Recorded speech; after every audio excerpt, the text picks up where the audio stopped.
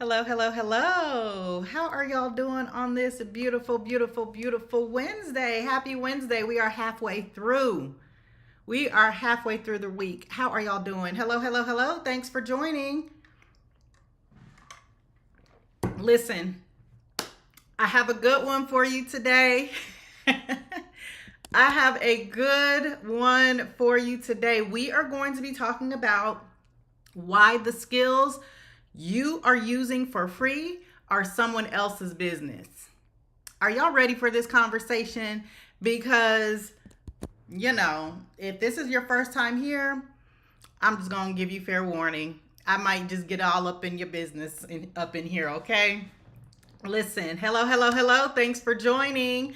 Welcome back to another episode of Nick at Noon. My name is Nick Scott. I am the founder and CEO of Her Income Edit. We're an online education platform designed to help women turn their existing skills into coaching, income, digital products, and online businesses so they can earn more, depend less on traditional employment, and design a life on their terms.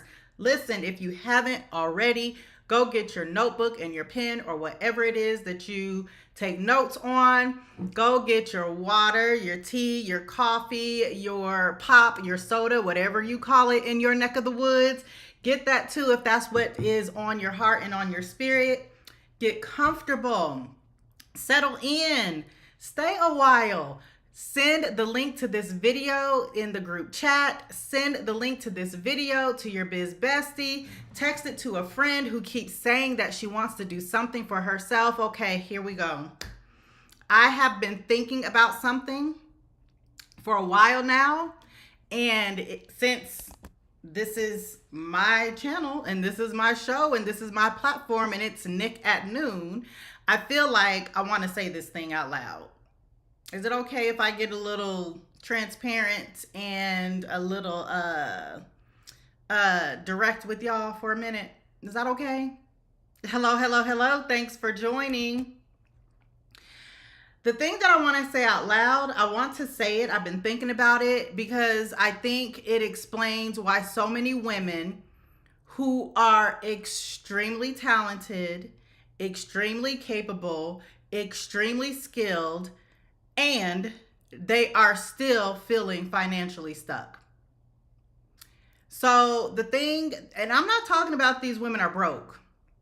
I mean, these women are the kind of stuck where you're good at what you do, you're valuable at work, you're the person people call when something is wrong, but yet when you look at your bank account or you look at your schedule or you just take note of the way that you feel on Sunday nights, something just doesn't add up. And nobody can quite really figure out what this thing is because it doesn't look like a problem from the outside, right? Because from the outside, everything in your life looks fine because you're employed, you are gainfully employed, you have a great salary, you have amazing benefits, you might even have a title that you have worked your tuchus off your entire career to get. But yet and still, there is this persistent feeling that you're giving way more than you're giving back. Like there is no reciprocity in this. And here's the thing, that feeling isn't wrong. That feeling's not wrong. So in today's conversation, I want to get real with you and I want to explain exactly why it's not wrong. And I want to offer you a perspective that I believe is going to completely change the way you think about your skills, the way that you think about your income. And I think it's going to completely change the way that what you believe is possible from this point forward. Okay? And today, like I said, today is going to be a good conversation. Hello, hello, hello. Thanks for joining. So I want to start off with a question, and I want you to take this question seriously. And if you're taking notes, you can just go ahead and answer this question in your notebook. If you feel compelled and led to, you can answer this question in the comments. I want you to think about the last time that someone came to you at work with a problem. I'm talking about a real problem. I mean, something that they'd been thinking about for days, something they've been spinning on and sitting on for a while now. Maybe it was a process problem or a people problem or something strategic, operational, or political that required the type of finesse that you know how to give. And they came to you because they knew that you would know what to do. And they knew that you would help them. So you pulled from all your years of hard-won lessons, your lived experience, the skills that you've developed, the pattern recognition that is second nature to you, and you solved something for them that they couldn't solve for themselves. And here's what I want you to know about that. How much of that did you get to keep? I'm not talking about how much credit did you get or how much acknowledgement you got. I mean, how much financially did you get to keep? Like, did your paycheck go up when you solved that problem? Was that in your job description? Did anyone write you a check for what you knew? Did that knowledge, did it generate revenue for you or for the organization when you solved that problem? The skills that you are using for free at work right now are someone else's business. Remember, I said at the beginning of this episode that I wanted to say something that I've been thinking about for a while, and I wanted to use this platform to say it out loud. There it is. The skills that you are using for free at work and in your life and in your community, they're someone else's business. And that is what we're going to be talking about today. So I want to talk about something that a lot of us are carrying around with us. Like it is heavy on us, but we don't really have the name. We don't have the words for it. We don't have a name for it. Because there is a specific kind of frustration that comes from working really, really, really, really hard, and you get really good at something, and then the reward for being good at it is just more work. Can you relate to that? I'm talking about you have worked your tuchus off to get really good at something, and the reward is more responsibility. It is more people coming knocking at your door. It's blowing up your phone. It is more being needed. You are needed in spaces and places that you would never even considered in before. But here's the thing about all that. It doesn't necessarily equate to more money. It doesn't necessarily equate to more freedom. It doesn't necessarily equate to more of the things that matter to you at this point in your life. What are some of those things that matter to you at this point in your life? I'll tell you what, for me, what matters the most right now is flexibility, freedom, and family. Not always in that order. But those three things are priority to me. And finances, I'll add that too. Flexibility, freedom, family, and finances. Those things matter to me. What matters to you? And like I said, not necessarily in that order. But here's the thing. At some point, in all of this, where you work so hard and you got all this responsibility and all this work, but you didn't get more money, more freedom, or more of the things that matter to you at this point in your life, at some point in all of that, you start to wonder, are you the asset or are you just the resource? Those are two different things, y'all. I know that question sounds, like it's like la la land, but it's really a practical question because assets appreciate, right? Think if you own a home or any type of real estate, whether it's residential or commercial, it's an asset and an asset appreciates. And the thing about resources, they get consumed. Resources get consumed. Think about water as a resource. It gets consumed.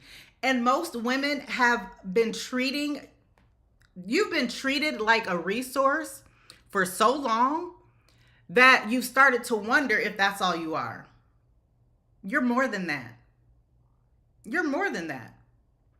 Hello, hello, hello. Thanks for joining. I see the love on YouTube. Love right back at you. So here's something that I want you to think about, and I think it might just give you a different lens to look at all this through, right? We've been taught to think about our careers in a very linear way, right? Very linear path. Go to college, get a good job, get promoted in that job, get raises, and then guess what? Do it all over again. Go get more education, get another job, get another promotion, get another raise, and then what do we do? We go back and get more education, whether it's another degree, another certification, or something else, right? To get another job, to get another promotion, to get another raise. But the implicit promise in all that is that if you keep getting better at what you do, the system will reward you accordingly. That is the implicit problem or promise. I'm sorry. The problem and the promise. Let's just be clear. But it's not how the system works. That's not how the system works. And if we are being really honest, and I feel like we're being really honest in this conversation, most of us have figured that is a problem. It's not a promise. We figured that somewhere between year 5 in our careers and year 15. The system rewards what you produced inside of its structure. It does not automatically reward you for who you've become in the process of all of that. And those are two completely different things, y'all, because what you produce inside your job, it belongs to your employer. And it literally says that in some of your contracts. In some of that paperwork that you sign when you take a job, it literally says what you produce inside your job, it belongs to your employer. Listen, the person who invented hot Cheetos, don't quote me on this, but I'm pretty sure this is true. The person who invented hot Cheetos was a janitor at the company. Invented hot Cheetos. I don't eat hot Cheetos, but I understand that they're a very popular snack. And I mean, I know Cheetos is a very, very big brand and all of that. A janitor. You know what? Let me just look this up real quick because I don't want to be giving misinformation.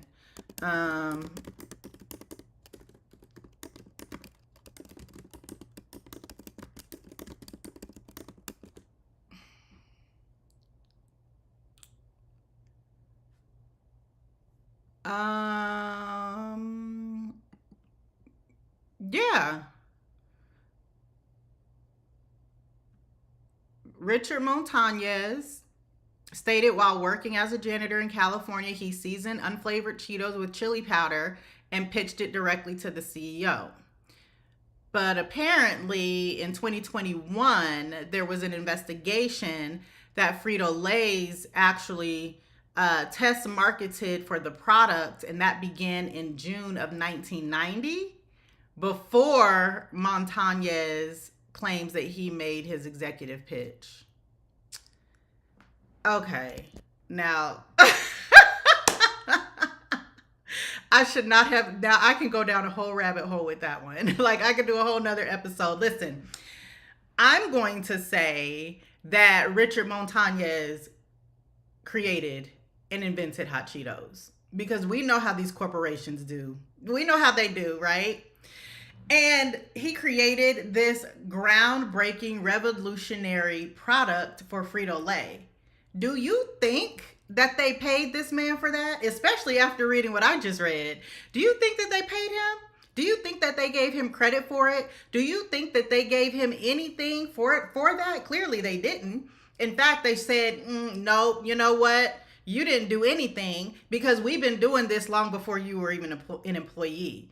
But that's how it is in these jobs, right? Like you have literally likely signed something when you took that job that said anything that you do for this job, it belongs to you. What you produce inside that job, it belongs to your employer. The results that you produce, the deliverables that you produce, the outcomes, the things that you quote unquote invent, All of it goes on someone else's balance sheet. Hot Cheetos, like I said, I don't eat hot Cheetos, but I'm familiar with the Frito-Lay brand, and I guarantee you they have made millions and millions and millions in hand over fist money off of them hot Cheetos. And it's all going down to Frito-Lay's balance sheet. How much of that touched Richard's bank account? Okay. And it's the same thing with us, with what we're doing for our employers. But here's the thing: who you have become, the knowledge, your instincts, your ability to see around corners your less experienced colleagues can't see. I'm talking about the frameworks that you carry in your head that you have built from scratch from years of doing the thing that you do. All of that belongs to you. It belongs to you. What you produce inside your job, it goes on someone else's balance sheet. But all of the stuff that I just named, knowledge, instincts, ability to see the things that your less experienced colleagues can't see, all of that, all the frameworks that you have built through your years of experience and trial and error, all of that belongs to you. The problem is that most of us have never been given a reason to treat it like it belongs to us. We have never been told that the skills that we built at work, they can also work somewhere else. They can work for us. Most of us have never been told that. And listen to me when I say, this is not about being resentful of your manager or your job or your employer. This is not about feelings. This is not about for you to start feeling like you're being taken advantage of. Although I do feel like Richard might have been taken advantage of. But this is not what this is about. This is about understanding the mechanics of creating value and then making a strategic decision about what to do once you understand the idea of creating value. So let me be really, really, really specific about who I'm talking to right now. Because when most people talk about building skills-based income streams, they picture a very narrow type of person. They picture a consultant in a specific industry, or maybe they picture a tech person who's going freelance, or maybe they picture someone who has a very clearly defined niche, right? But that's not what I'm talking about. I'm talking about a teacher who has spent 15 years developing a way of reaching a student that nobody else can reach. And this teacher has never been shown that that approach has value outside of her classroom. I'm talking about a nurse or a healthcare professional who's been managing complex cases, who's been guiding patients and families through the hardest moments of their lives and building care plans from scratch with a level of competence that took years for her to develop. I'm talking about a project manager who can walk into a disastrous situation and within 48 hours have a recovery plan that works. I'm talking about the nonprofit leader, the nonprofit director who knows how to build community, mobilize people around a specific cause, and create sustainable programs with, these people are working with hardly any budget at all. I'm talking about an HR director who can hold the most difficult conversations in an organization and get to an outcome that serves everybody in that organization.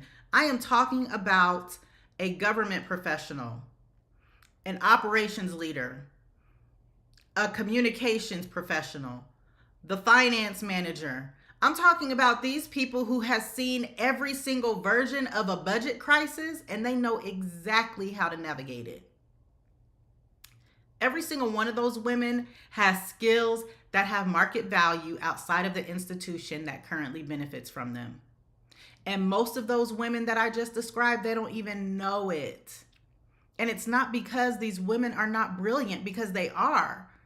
And it's not because they're not paying attention, because they are. They don't know it because nobody has ever shown them the bridge between what they know and what those skills are worth when they own their skills. And that's the bridge that I really want to get into today. Hello, hello, hello. Thanks for joining.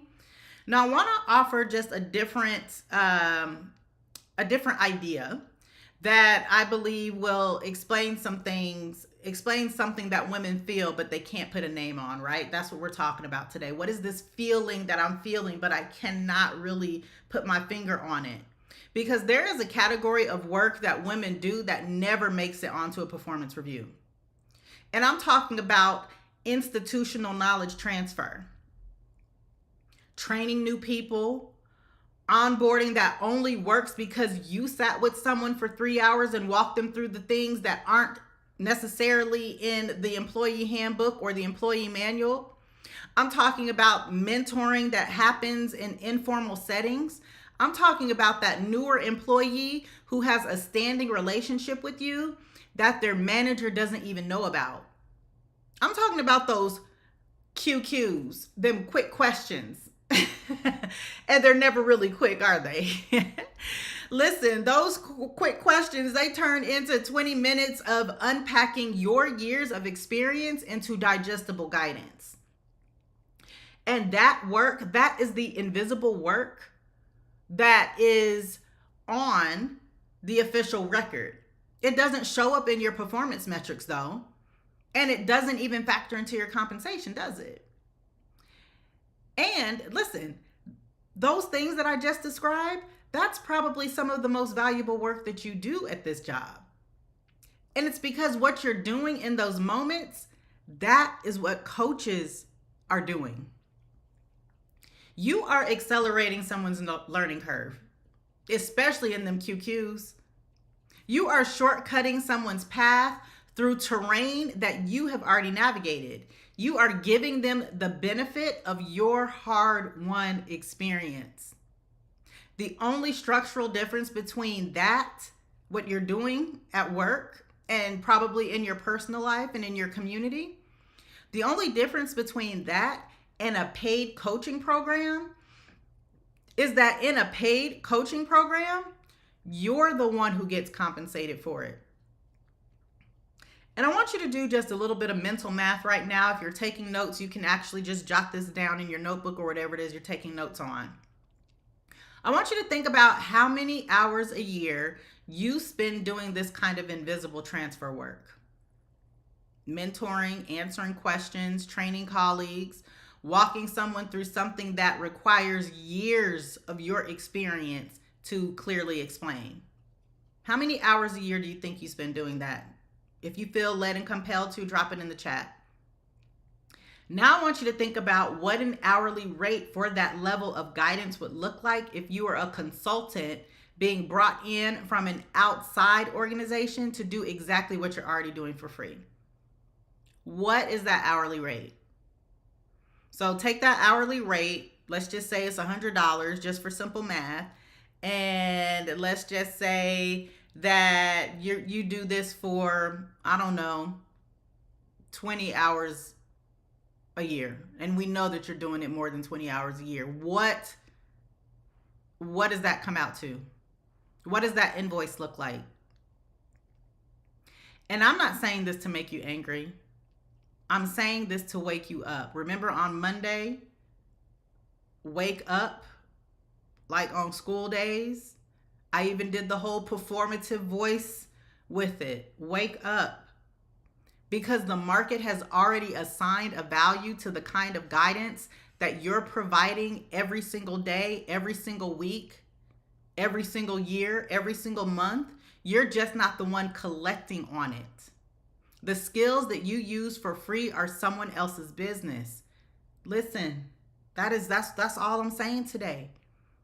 But the beautiful part in all this is it doesn't have to stay that way. It doesn't have to stay that way.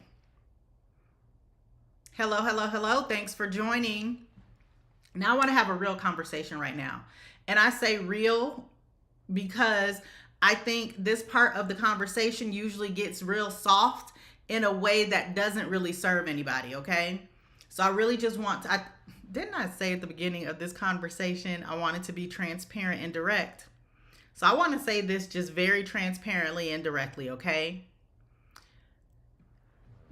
Your 9-to-5 job, it was sold, the 9-to-5 job in general, It was sold to all of us as safety. And for a long time, for many of us, it did function that way, right? We showed up, we did good work, we collected a paycheck, we got benefits, we started building towards retirement, and that was the agreement. But let's be very clear. That agreement has changed. And this isn't a theoretical change. This agreement has changed in practice. And I believe that you already know this because you have watched it happen in real time with your own eyes. Maybe you were in a room when they announced the layoffs. Maybe you got an email on a random Wednesday morning with 2 weeks notice and a severance package that felt like an insult. Did that happen to you? A version of that happened to me. Maybe you watched an entire team, a team that's talented, a team that's experienced, a team of dedicated people. Maybe you watched this team get eliminated because the quarterly numbers didn't hit. Or maybe none of that has happened to you personally. And maybe you're still in a stable situation. And if that's where you are, I want to talk specifically to you. Because stability is not the same as safety. Stability means that nothing has broken yet. Safety means you have options if it does break. Now let me talk about what that landscape looks like, what the landscape looks like for professional women right now. I told y'all I was going to get into it. Hello. Thanks for joining. Corporate diversity commitments are shrinking. This isn't a secret. It is a documented trend. Return to office mandates are pulling back the hybrid flexibility that made demanding careers manageable for women who carry primary caregiving responsibilities alongside the 40 and 50 and 60-hour work weeks. Layoffs are not reserved for only underperformers. Layoffs are now structural decisions that are driven by budget cycles. They're driven by mergers and market pressures that have nothing to do with how good you are at your job. Senior advancement for women, particularly women of color, senior advancement for us has stalled at rates that should be making headlines every single month, y'all. Pay disparities, they are persistent across industries. And this isn't because of a lack of effort to close these pay gaps, but it's because the structures that created these gaps, they are still intact. I'm not talking about exceptional circumstances. I'm talking about patterns.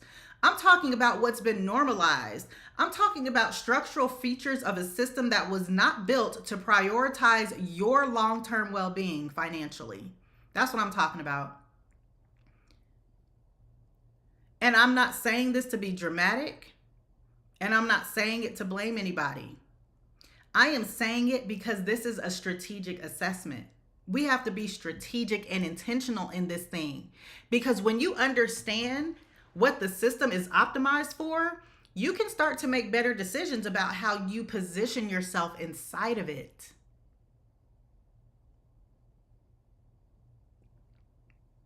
Are y'all picking up what I'm putting down? If this is stirring up something for you, if this is making you think about something in a different way, I want you to give this video a thumbs up. Drop a number 1 in the comments. Show me some love. I want you to think about your financial life the way a smart investor thinks about a portfolio. Because a well-managed portfolio is always diversified. It is always spread across different assets. It is always spread across different risk levels. It is always spread across different growth timelines. And an investor does this not because they expect every single asset to fail, but they do it because they understand that any type of concentration is a risk. So if every dollar you have is put into one stock, you're not invested, you're exposed, right? When we think about it in managing your financial portfolio, right? Well, here's the thing. Your income works exactly the same way, especially in this economy. So when you have one employer, when you have one decision maker, when your entire income is concentrated on one budget cycle or one restructuring conversation away from everything changing for you, that right there is not a portfolio. That is a bet. And I want to be real careful here, because what I'm not saying is that the bet that you're making is a bad one right now. I'm not saying that. I'm not saying that you should panic, and I'm certainly not saying that you should quit your job unless that's what you feel compelled to do. What I'm saying is that building a second stream of income while you are stable at your job, that is not a fear response. That is a sophisticated financial move for you. And the most financially safe women that I know, they are not the ones who waited until something went wrong to start building a backup plan. They're the women who built their second stream of income while their first stream of income was still strong, while their job was still stable. These women started practicing the skill of income ownership and income diversity before they needed to rely on it. These women gave themselves options before the options became urgent. And there is a meaningful difference between having multiple streams of income out of necessity and then having multiple streams of income out of a strategy. Because necessity is reactive. So if you wait until the layoff happens or the restructuring happens to start building your next stream of income, to start diversifying your income, if you wait until the layoff happens, now you're moving out of necessity. You're being reactive. But if you do it while everything is stable, that is intentionality and that is a strategy. And I want you to be on the strategy side of that equation. That's why I come up in here every single Monday, Wednesday, and Friday at noon Mountain Time. And I want to say one more thing before we move on this one. We spend a lot of time talking about diversifying investments, diversifying our retirement accounts, and diversifying our savings, right? But we almost never talk about diversifying our income. And income is where everything else starts, right? That's where the investment starts. That's where the retirement starts. That's where the saving starts. And your investment account, it's only going to grow because your income funds it. Your savings account, it's only going to grow because your income funds it. Your whole financial picture, my whole financial picture, it depends on income. Period. Mortgages, college tuition, car notes, designer eyeglasses, the cell phone bill, the lights. It all depends on income. Yet, income is the thing that we leave completely in someone else's hands 99% of the time. But the beautiful part in all this is that your skills can change that equation. Maybe not completely change that equation, and it certainly won't be an overnight change to that equation, but it can be changed with intentionality, with strategy, and in a way that compounds over time. Hello, hello, hello. Thanks for joining.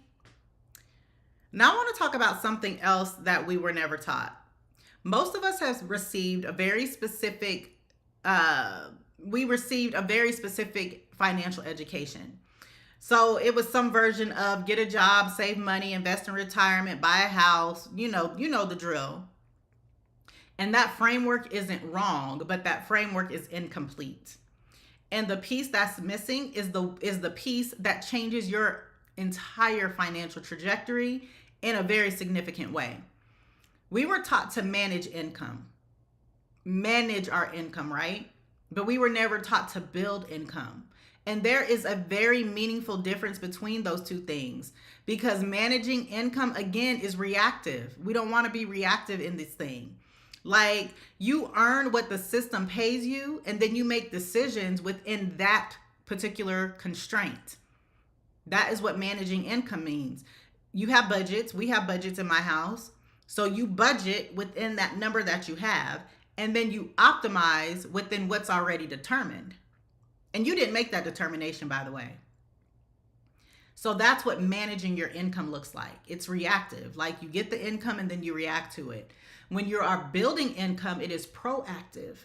And it's proactive because you identify where your skills have market value. And then you start creating offers, and then you build relationships that translate into revenue. And you treat your skills like the productive asset it is. And here is what that looks like in the questions that you ask. So a woman who's managing income, she's asking, how do I make this salary stretch farther? How can I stretch this dollar? How can I make $1 out of 15 cents? But a woman who is building income, she's asking, what else could my skills earn? One of those questions accepts the constraint and the restriction, and then the other one of those questions challenges it. But both of those questions are valid. But only one of those questions, it produces a very different picture in 5 years from now. The women that I've worked with who have built the most meaningful income streams, they were not financial geniuses. They didn't have some rare insight that the rest of us don't have. They just decided to start treating their skills as a productive asset instead of something that they rent to their employer for 40 hours a week, 60 hours a week. How many hours a week do you work? Because that right there is the move. It is simple, but it's not easy. Because changing the way that you understand your own value, it takes intention.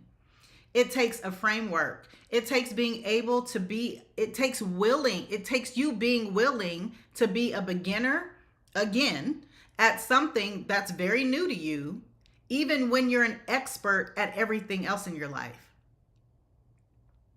So the question has never been whether or not your skills have value, because they do. The question is, who's going to benefit from your skills? And I want to talk about timing, because I say it all the time. I don't know if I've said it on this platform yet. If I haven't, then this is the first time. If I have, then you're hearing it again. But I do say this all the time, particularly in my personal life. And timing is everything. You know what I mean? Timing is everything. We think in our minds we should have done a certain thing by a certain time, but then it doesn't happen for us until this other time, or maybe it happened to us way back then, and then we're like, dang, why did it happen back then? Timing is everything. And I want to talk about timing for a minute, because I think I'll do it later, or I'll get to this. That is one of the most expensive decisions that women can make. And I'm saying it, and I know how it sounds. It sounds like pressure. It sounds like some type of urgency marketing speak, right? But I want to make a case for it, because it's not about pressure. It is about compounding. And here's what I mean. The second stream of income that you build isn't just generating income from day one. It is building a reputation. It is establishing a track record. It's developing a skill of you literally packaging up what you know and selling it. And that takes practice. When you start building, you're building a client base that generates a referral network. And all of that compounds. And that means every month, every week, every day that you wait, it isn't just a month of income that didn't exist for you. It's a month of compounding that didn't start. And there's a version of this conversation that most women don't think about until they're actually living in it. So I want you just to imagine two women who both decide they want to build a coaching business.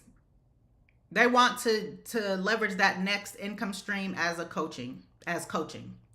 skills-based coaching.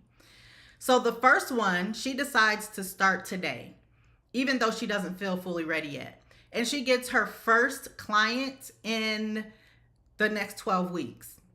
So she refines her offer in months 4 and months 5, right?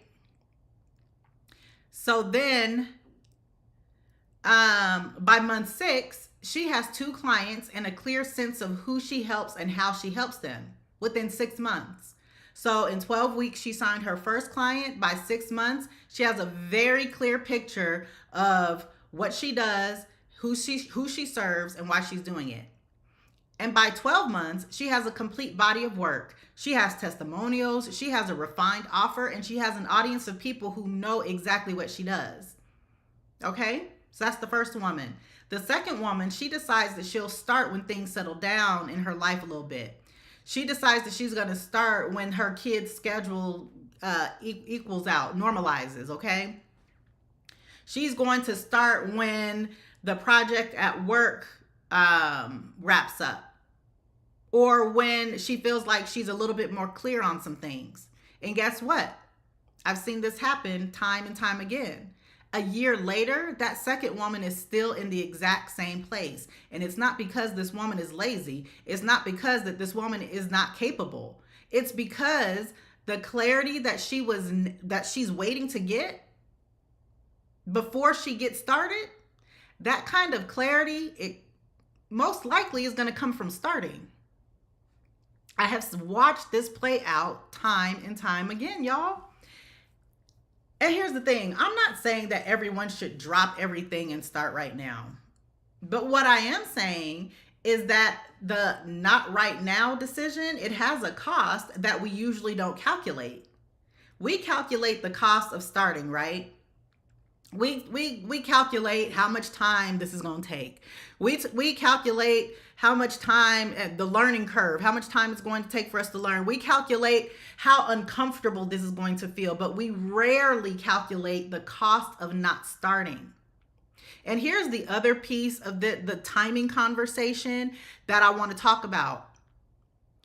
Your professional capital is at its peak right now. It's at its peak. I would bet money that right now today, you have never made as much money in your career as you've made as you do today. Your network is active. Your reputation is current. The people who know and trust your work are in your life right now. And that network has a different kind of warmth when you're still actively in your field than it does 3 years after you've transitioned out of your field. Your credibility is most portable while you're still building it. The women who are most successful at building coaching businesses alongside their jobs, they are not the ones who waited until they felt ready. They're the ones who discovered that readiness is built. It's not something that you wait for, you build it. And building starts before you feel ready. Listen, every single time. I have watched it play out every single time. Every single time. I'm working with a one-on-one client right now, my newest one-on-one client.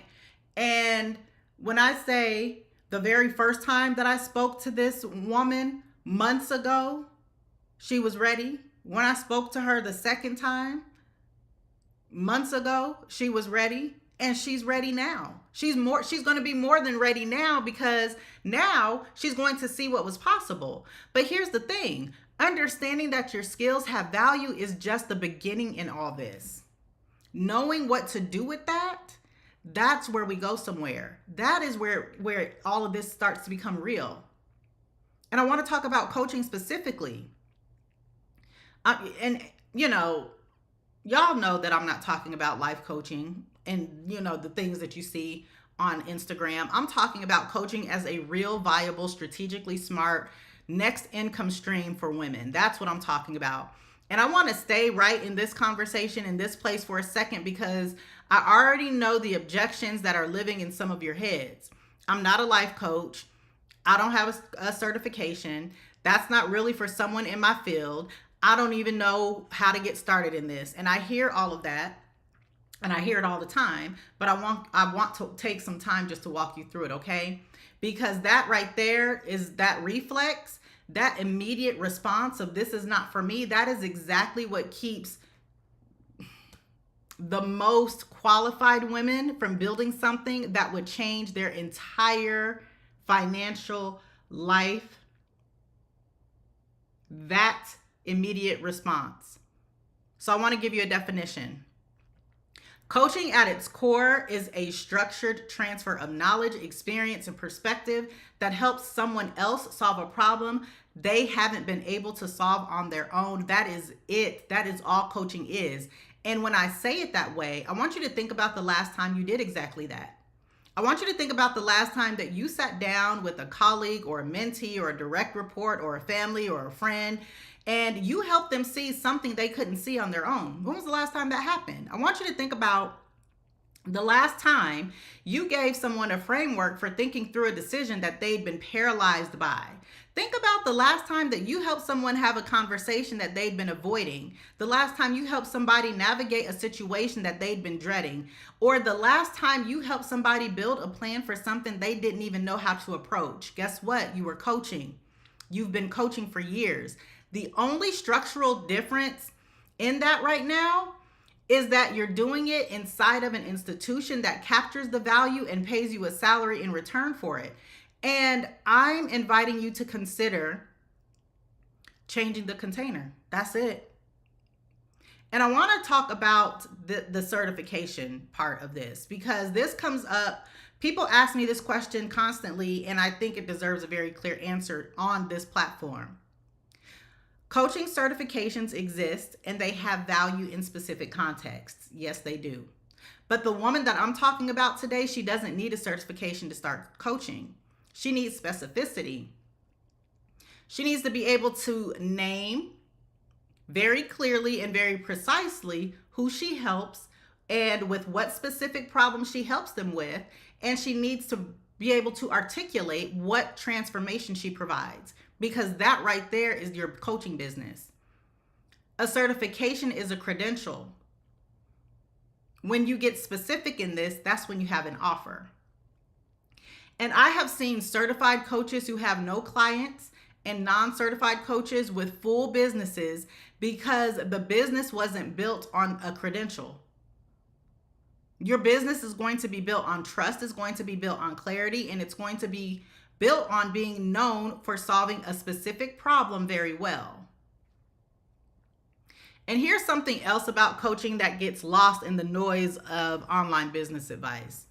Most people assume that you need a big social media following to get coaching clients.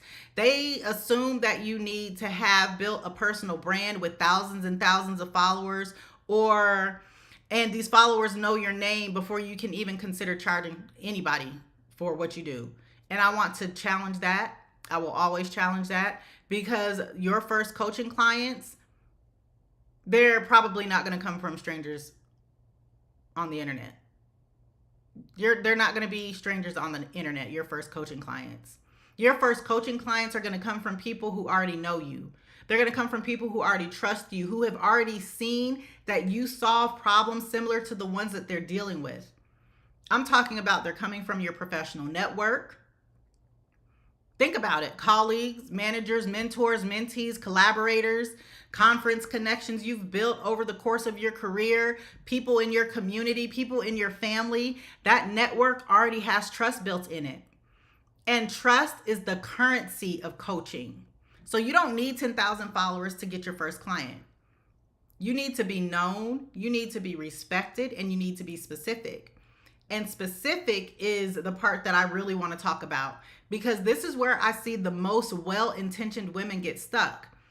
The woman who says, I help people with their leadership, and that's it. That's not a coaching offer. That's a category. But the woman who says, I help new managers in healthcare navigate their first 90 days in a leadership role without losing their team's trust in the process, that's going to sell every single time. Because the second example is a named person. It is a specific transition. It is a specific fear, and it is a specific outcome. And the women who just stepped into that first management role, when they see that, when they hear that, and they're terrified of getting it wrong, Listen, she's not thinking about whether this person is qualified, because this person, that second example, that person already lived it and she already solved the problem. So when you get specific in this, it is not putting you in a box. It is not limiting you. It's a magnetism situation. It's magnetic.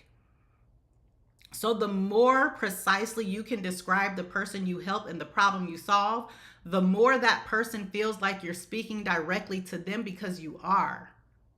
You don't need to manufacture authority in this, because you already have it. You've been building authority for years. The question is just whether or not you're going to let that authority work for you.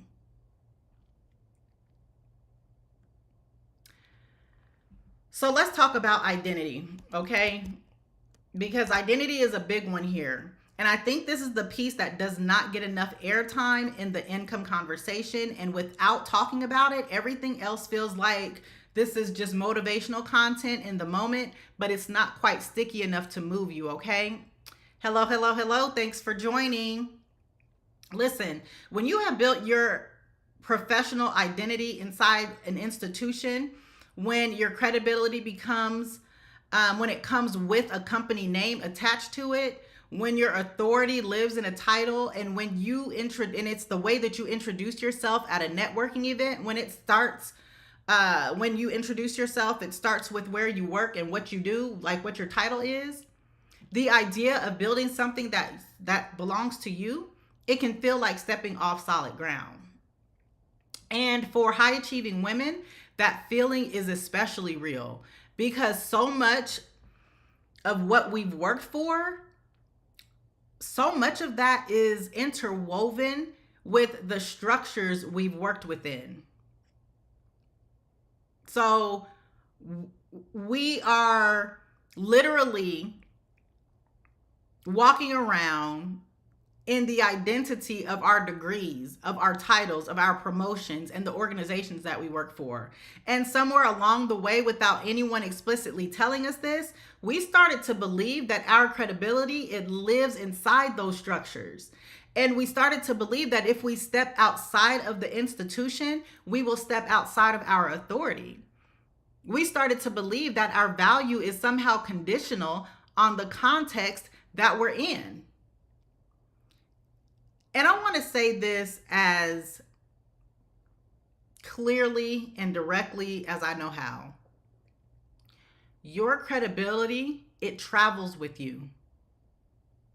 Every time you were promoted, every time you trained someone else, every time you built a process from scratch or fixed one that was broken, every time you had the conversation nobody else wanted to have, every time you made a call that required courage, every time you solved a problem that required years of experience to even diagnose that problem correctly, that knowledge is inside of you. It's not inside your employer system. It is not in your employer badge, in your employee badge. It is not in your email signature. It is yours. And here's the way that I want you to think about this from now on. Your experience, your professional experience, and your personal experience, it is not just a resume line. It is a curriculum. And I want you to think about that. Because every problem you solved, every system you built, every person you've developed, that's just not something that just happened. That is structured knowledge. And knowledge, that knowledge has a beginning, it has a middle, and it has an end. And knowledge can be taught. It is knowledge that someone who's 5 years behind you on the same path would pay a premium to have access to. You have a curriculum. It just hasn't been organized for delivery yet. And I know some of you are probably thinking, well, who am I to teach this? I'm still figuring it out. And I want to meet that thought right where it is, and I want to be real honest about it. Because you don't need to have arrived at the destination to guide someone through the territory. You don't need to have arrived at the destination to guide someone through the territory. You just need to have traveled further than they have. And the woman who's been managing teams for 12 years already has what the woman in her first management role desperately is seeking. Right? So you're not starting from zero. You're starting from the top of someone else's learning curve. And that's not a small thing, y'all. That's everything. And here's the thing about professional knowledge that I think we get backwards. We measure it by how much we still know. And when you frame it that way, you'll always find a reason to feel like you're not there yet. But your potential coaching client isn't measuring your skills against the ceiling. She's measuring your skills against where she is right now. And where she is right now is where you were 5 years ago. Right?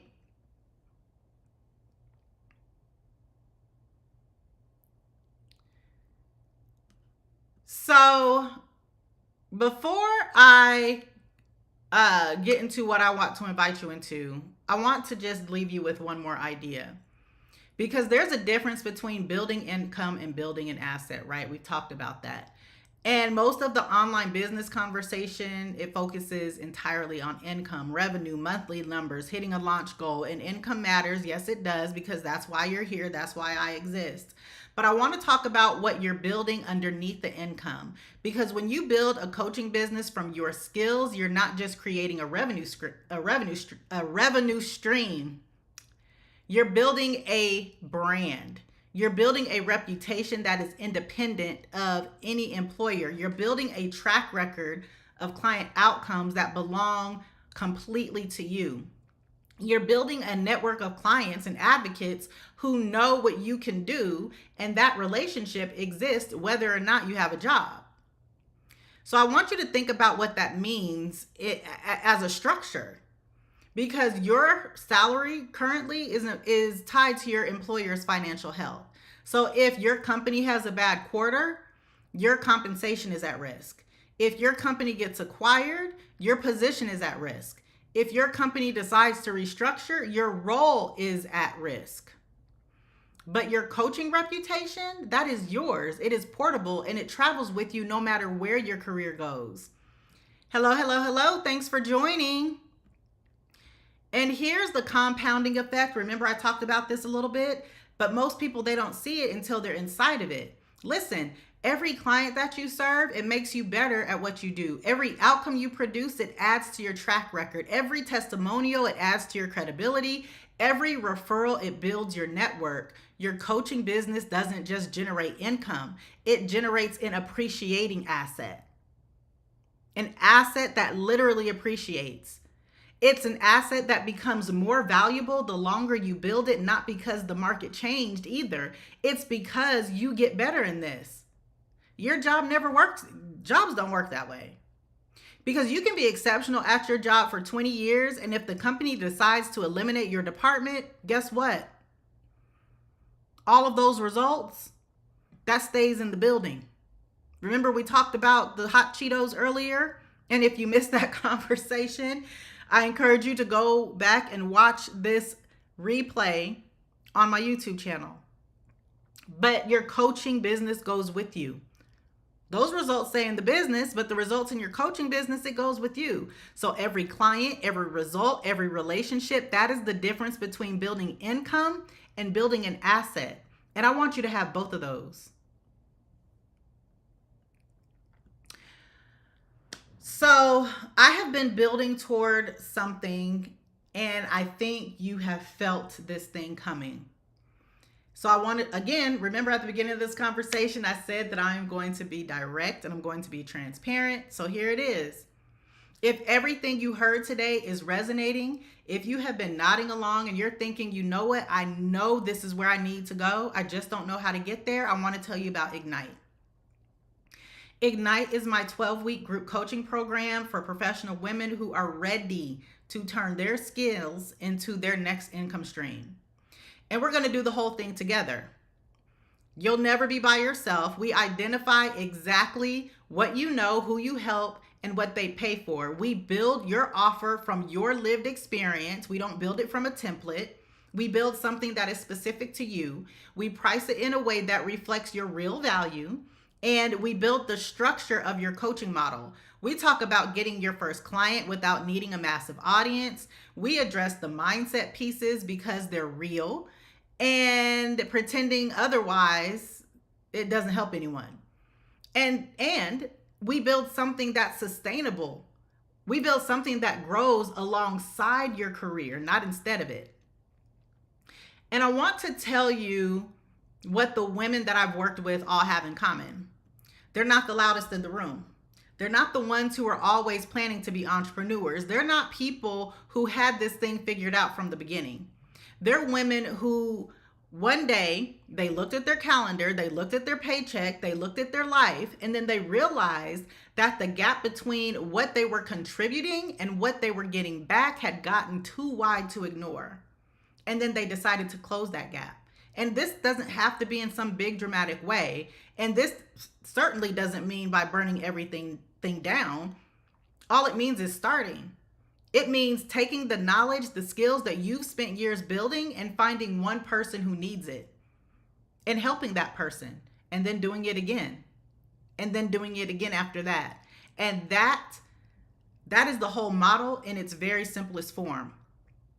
You know how to do something, you help somebody with it, and then you build from there. The complexity that comes later is manageable, but the beginning, it is much simpler than you think. And I want to be very clear about who this is for. Ignite is for the woman who is done sitting in the someday seat. This is for the woman who has been carrying her skills around for years and she's tired of watching someone else benefit from it. Ignite is for the women who are ready to move from understanding that your skills have value to doing something about it. If that is you, applications for Ignite close tonight. Cohort starts on Monday. Okay? The link is down in the description for Ignite. You can go directly to my website at herincomeedit.com/ignite. I want you to go there. I want you to read everything, and I want you to apply. And let me close with this. For any woman who's watching this and feeling the pull and also feeling resistance at the same time, you're feeling doubt. You're feeling, but what if this doesn't work for me? But I'm not sure I'm specific enough. If you're feeling like I've never done anything like this before, that hesitation is not a sign that you're not ready. It is a sign that this matters to you. Because the truth in all this is, we don't hesitate and start overthinking about things that don't matter, do we? You're hesitating because somewhere inside you, you know that what I'm talking about, what I just spent the last hour talking about, there is something inside you that knows this is real. There is something inside you that knows this is possible. There is something inside you that knows that you're qualified for this.